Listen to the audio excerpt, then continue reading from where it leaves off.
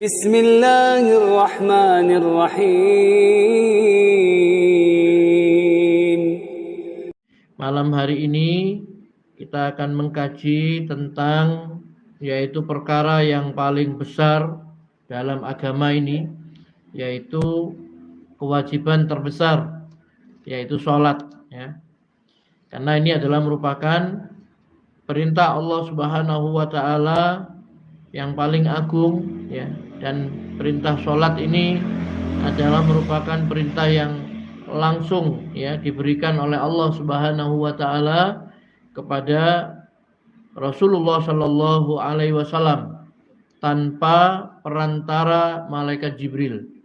Biasanya kalau perintah-perintah yang lainnya sebagaimana ibadah zakat ataupun puasa di bulan Ramadan, perintah untuk berhaji dan sebagainya, itu selalu disampaikan oleh Allah Subhanahu wa taala melalui malaikat Jibril alaihissalam. Tapi khusus ibadah sholat ini Allah sendiri yang memperjalankan hambanya dari Masjidil Haram ke Masjidil Aqsa, kemudian naik ke langit yang ketujuh, ke Sidratil Muntaha untuk menerima kewajiban sholat ini. Bapak Ibu yang dirahmati Allah Subhanahu wa taala, secara etimologi atau bahasa, ya, sholat itu artinya adalah doa, ya. Jadi sholat itu secara bahasa artinya adalah doa, ya. Secara syar'i dinamakan sholat karena sholat itu berisi berbagai doa, ya. Jadi di dalam kita sholat itu isinya doa-doa, ya, permohonan kita kepada Allah Subhanahu wa taala, ya. Demikian pendapat mayoritas dari ahli bahasa Arab, ya, begitu. Allah berfirman, "Washolli alaihim," dan berdoalah untuk mereka, ya. Jadi dalam surat At-Taubah ayat 103, ya. Washolli alaihim, dan berdoalah untuk mereka. Sholli alaihim di sini artinya adalah ud'u lahum, ya, yaitu berdoalah untuk mereka, ya. Makanya secara bahasa sholat itu artinya adalah doa, ya. Rasulullah SAW juga bersabda, "Idza du'iya ahadukum falyujib, fa in kana sha'iman falyusalli." Apabila salah seorang di antara kamu diundang makan, ya, diundang untuk makan-makan, maka hendaklah ia memenuhi undangan tersebut. Apabila ia sedang berpuasa, maka berdoalah. Nah, jadi kata Nabi SAW, fa in kana sha'iman falyusalli. Maka apabila ia sedang puasa, maka berdoalah, ya, yakni berdoa untuk orang yang mengundang, ya. Bapak Ibu yang dirahmati Allah Subhanahu wa taala, itu pengertian salat secara bahasa. Adapun secara terminologi, ya, secara istilah, salat itu adalah beribadah kepada Allah dengan ucapan dan perbuatan yang sudah dikenal. Dimulai dengan takbir, ya, takbiratul ihram maksudnya, dan diakhiri dengan salam yang disertai dengan niat dan syarat-syarat yang khusus, ya. Jadi sholat itu kalau secara istilah adalah ibadah kepada Allah Subhanahu wa taala dengan ucapan dan perbuatan yang sudah kita kenal, sudah kita tahu, ya. Yaitu dimulai dengan takbir dan diakhiri dengan salam, ya. Yang mana ibadah tersebut disertai dengan niat, ya. Niat, ya, karena Allah Subhanahu wa taala, dan syarat-syarat khusus, ya. Ada syarat-syarat sahnya sholat dan lain sebagainya, ya. Nah, itu pengertian daripada sholat, ya, secara istilah. Nah, Bapak Ibu yang dirahmati Allah Subhanahu wa taala, kedudukan sholat di dalam agama Islam ini, ya, adalah sangat penting, ya. Dan sholat ini adalah kewajiban yang paling ditekankan, ya, paling utama setelah dua kalimat syahadat, ya. Dan dia merupakan salah satu dari rukun Islam, ya. Rukun Islam itu kan ada 5, yaitu mengucapkan dua kalimat syahadat. Yang kedua adalah sholat, ya, maksudnya adalah menegakkan sholat.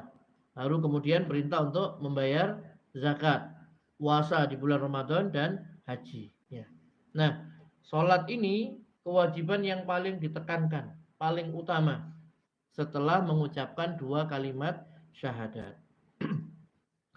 Diriwayatkan dari Ibnu Umar radhiyallahu anhuma, dia berkata, Nabi sallallahu alaihi wasallam bersabda, "Bunyal Islamu ala khamsin." Islam dibangun di atas 5 perkara. Syahadati alla ilaha illallah, bersaksi bahwa tidak ada ilah yang berhak diibadahi, disembah selain Allah, wa anna Muhammadar Rasulullah, dan sesungguhnya Muhammad adalah utusan Allah, wa iqamis shalah, mendirikan salat, wa itaiz zakah, membayar zakat, wa shaumi Ramadan, puasa pada bulan Ramadan, wal haji, dan melaksanakan ibadah haji. Ya, hadis ini diriwayatkan oleh Imam Bukhari dan Muslim. Ya. Jadi berdasarkan hadis Nabi Shallallahu Alaihi Wasallam ini, kita mengetahui bahwa dinul Islam ini dibangun di atas 5 perkara.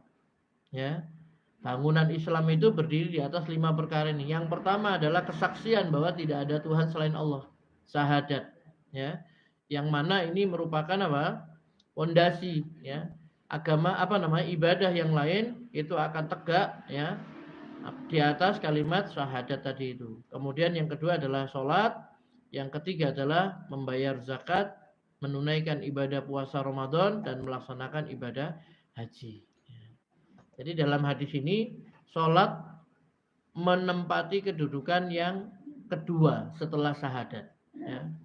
Jadi kalau misalkan ada seorang di luar Islam, ya, orang kafir, dia mau masuk Islam, maka yang pertama kali harus dilakukan adalah dia mengikrarkan 2 kalimat syahadat. Ya. Baru setelah itu kewajiban berikutnya dia menegakkan sholat. Yang kedua, Bapak Ibu yang dirahmati Allah SWT, syari', ya, syari' itu peletak syariat, yang membuat syariat yaitu Allah SWT, sangat mengingkari orang yang meninggalkan sholat. Ya. Jadi Allah SWT itu sangat mengingkari orang yang meninggalkan sholat. Ya. Bahkan Rasulullah SAW menilainya, ya, sebagai orang yang kalau dia meninggalkan sholat itu sampai dikatakan kafir. Inna bainar rajuli wa bainas syirki wal kufri tarkas sholah. Ya. Perbedaan antara seorang muslim dengan kemusyrikan dan kekafiran adalah meninggalkan sholat. Hadis ini sahih, diriwayatkan oleh Imam Muslim, Abu Dawud, dan An-Nasai. Ya. Jadi yang membedakan kesyirikan, membedakan kekafiran, ya, perbedaan antara seorang muslim dengan kesyirikan itu adalah sholat. Ya, adalah sholat. Ya, begitu. Beliau juga bersabda, al-ahdul ladzi bainana wa bainahum as-shalah, faman tarakaha faqad kafara. Perjanjian antara kita dengan mereka adalah sholat. Barang siapa yang meninggalkannya maka dia telah kafir. Hadis ini sahih diriwayatkan oleh At-Tirmidzi, An-Nasai, dan Ibnu Majah. Ya. Ini kan berat, ya. Kalau kita mengetahui bahwasanya Nabi Shallallahu Alaihi Wasallam menjelaskan, ya, kepada para sahabat bahwa perbedaan antara muslim dengan syirik, dengan kekafiran itu adalah meninggalkan sholat. Kalau mengerjakan sholat berarti dia ini muslim. Ya. Ini dalam hadis. Dan hadis-hadis ini yang dijadikan pegangan, dijadikan sebagai hujah oleh para ulama yang berpendapat kafirnya orang yang meninggalkan sholat. Ya. Jadi berpegang kepada hadis ini diantaranya, al-ahdul ladzi bainana wa bainahum as-shalah, faman tarakaha faqad kafara. Perjanjian antara kita dengan mereka adalah sholat. Siapa yang meninggalkan sholat maka dia telah kafir. Ya, hadis sahih riwayat At-Tirmidzi. Maka tidak boleh main-main dalam masalah sholat ini. Nah, itulah sebabnya kenapa Rasulullah SAW ini menyuruh para sahabat agar mereka itu memerintahkan kepada anak-anaknya yang masih kecil, ya, untuk mengerjakan sholat. Suruh anakmu sholat ketika umur 7 tahun. Kalau 10 tahun dia tidak mau mengerjakan sholat, maka pukullah dia. Ya. Jadi tidak ada pada perintah-perintah yang lain seperti puasa atau puasa apa namanya, perintah untuk berhaji, berzakat. Hanya untuk sholat. Rasulullah SAW menekankan suruh anakmu mengerjakan sholat ketika umur 7 tahun. 7 tahun itu masih kecil, masih kelas 1 SD itu sudah disuruh sholat, ya, sama Rasulullah SAW. Ya. Nah kalau 10 tahun, 10 tahun berarti 7, 8, 9, 10. Kelas 4, ya kalau di tempat kita, kelas 4 SD dia tidak mau sholat, maka pukullah dia. Ya. Padahal itu belum balik, ya, belum kena beban taklif. Kalau dia tidak sholat tidak berdosa juga sebenarnya, karena belum balik. Tapi Rasulullah SAW, ya, menyuruh kepada para sahabat agar putra-putranya itu disuruh sholat ketika umur 7 tahun. Ini menunjukkan betapa pentingnya sholat ini. Ini sebagai tarbiyah untuk pembiasaan.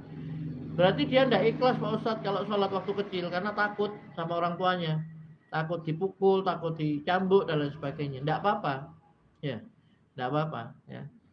Tidak ikhlas tidak apa-apa, tidak sholat aja tidak apa-apa kan anak kecil.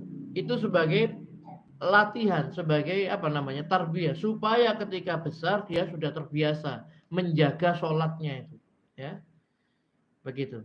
Kalau masih kecil gampang Pak diatur. Nah, seperti pohon, kalau masih kecil, misalkan dia bengkok, condong ke kanan, dia masih bisa ditekuk, diluruskan. Belok ke kiri, dia dicondongkan lagi, apa namanya, ditegakkan. Tapi kalau sudah besar, wah itu seorang ayah yang tidak membiasakan anaknya sholat ketika masih kecil, tiba-tiba setelah SMA disuruh sholat misalkan, anaknya tidak mau, itu bisa gelut barang nanti, ya, tidak mau dia, ya, nentang. Nah kalau masih kecil bisa, ya, tidak sholat, ayo, misalnya tidak dikasih sangu atau dicambuk dan lain sebagainya, ya, begitu. Dahulu kata Abdullah bin Syakik, ya, ada seorang tabi'in namanya Abdullah bin Syakik rahimahullah.